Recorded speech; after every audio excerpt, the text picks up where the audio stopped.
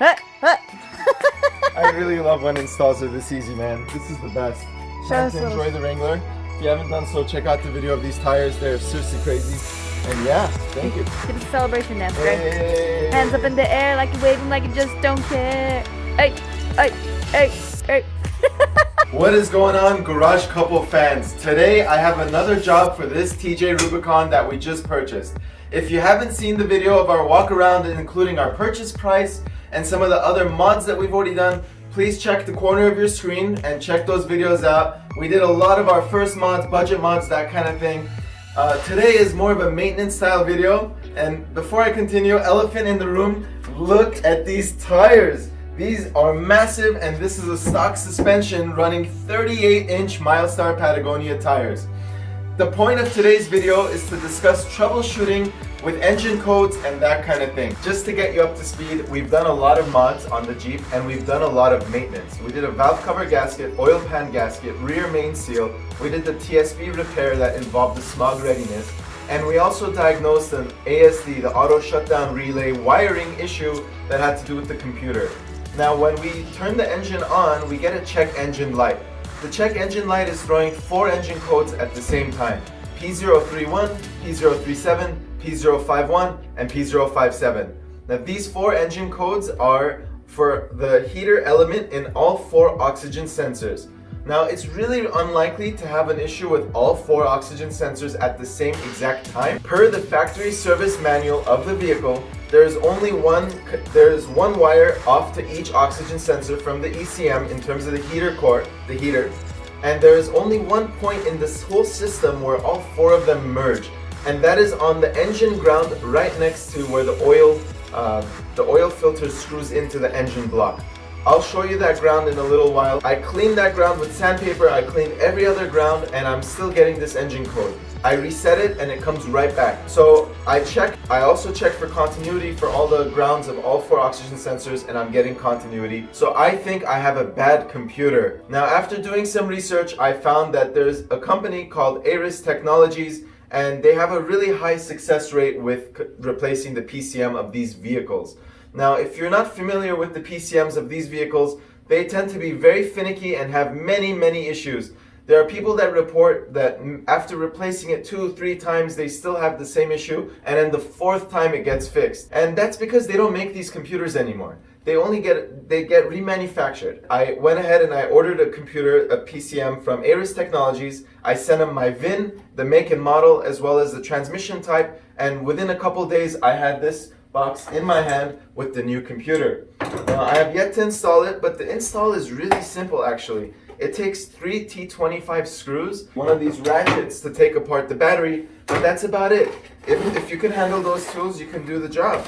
So in this box comes this computer that looks just like this over here. It's held in with 3 screws and 3 connectors if you have a manual, 4 connectors if you have an automatic. So I'm going to go ahead and swap this out and hope that my issue resolves. But before I do so, I'm going to show you how to check the engine codes without an OBD reader, as well as I'm going to show you the problem that I am currently having.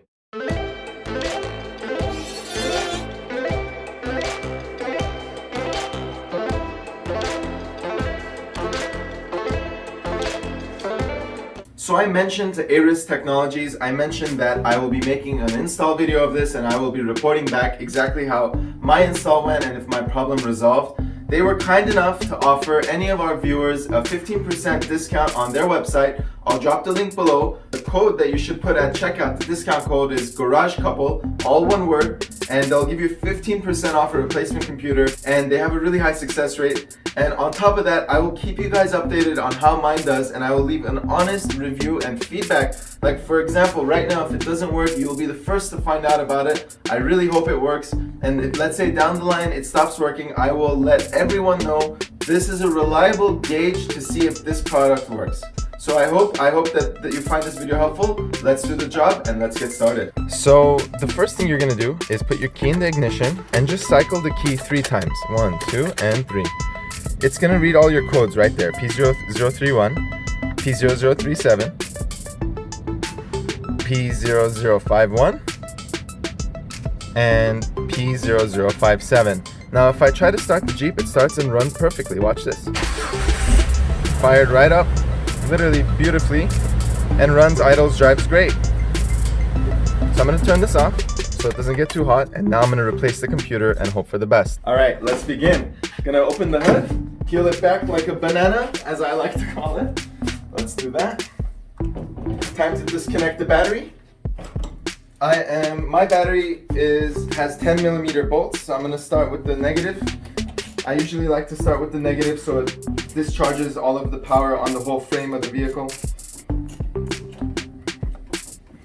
You might need an extension here to undo the clip on the bottom of the battery. Also going to be a 10 millimeter. As you've seen in some of my previous videos, I like to put these in rubber gloves, but due to the national shortage currently, I don't actually have any gloves left. So I'm going to just try to tuck it away. Now grab yourself an extension. Going to be using an extension just like so, still 10 millimeters, but now it allows me to get underneath the battery to get that one bolt right down here.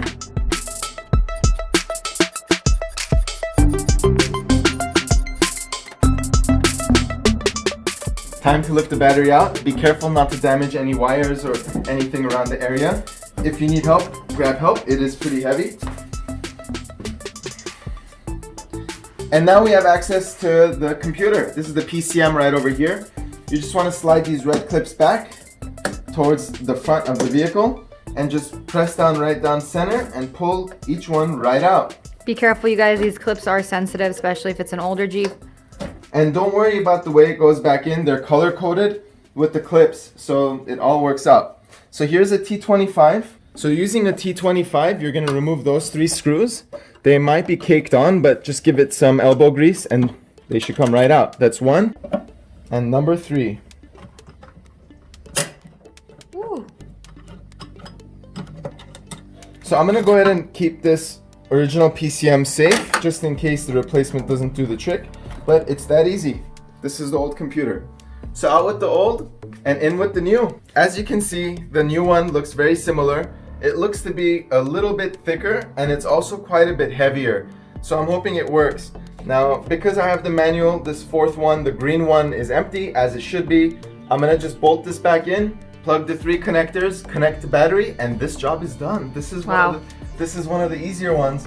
And I really hope that not only do those codes go away, but I don't see other codes that pop up. Because there are reports that some people's original PCMs don't read some codes and then they replace it and now, oh my goodness, it has an evap leak or something else. So let's hope everything works out. Let's do it.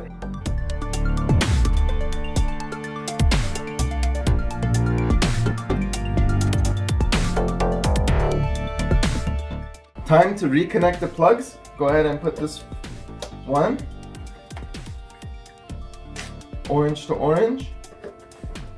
And black to black. Slide your clips. And that's that. Wow. Computer's replaced. You would think it's a lot harder than that. Now time to put the battery back, bolt the terminals back on, and crank the key.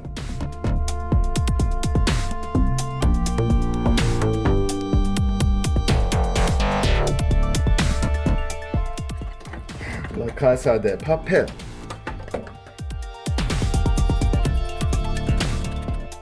It is not supposed to sound like that, but it works. Is that it? Time to put the terminals on. Red first, same order we took it off, in reverse order now. Tighten it down.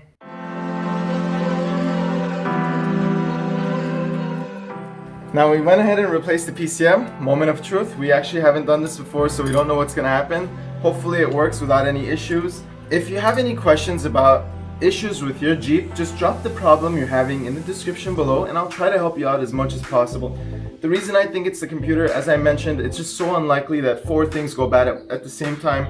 So I went ahead and replaced it. Let's hope that the engine code is gone. Alright, very first thing to note, when I place the key in, it shows the correct mileage. I think, yep. Gonna cycle the key 3 times now. 1, 2, 3. There are currently no codes, but there also were no codes as soon as I disconnected the battery. Let's fire it up.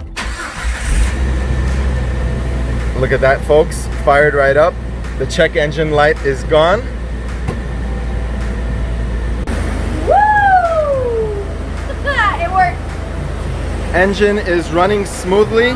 It took a whole 10 minutes to do it. And as you can see, there is no check engine light on the dash. And I will do the 3 key check again, but there we are. Gonna turn the Jeep off. And let's cycle the key 3 times. 1, 2, 3. Done. No check engine codes. So, looks like we're done. What do you think, Ollie? Easiest install ever. So if you need a new PCM, I highly recommend the Aris Technologies. They're very knowledgeable. It came really quickly. It bolts up right away. And guess what? It fixed my issue. You guys saw it in front of your own eyes. My check engine light is gone and my suspicion was correct. Now I'll keep this updated with the results. If anything changes, I will make a new video and I will keep you guys informed. Now if you need a new computer and want to save 15% on the PCM, just use code GarageCouple on their website, which I'll link in the description below, and enjoy your new PCM and just be done with these headaches. We did it! Woo woo! Thank you for watching. Be sure to subscribe to our channel, check out our Instagram at GarageCouple, and stay tuned for our next giveaway. We're giving away $100 in Amazon parts to one lucky winner in the United States. And thank you again. Peace!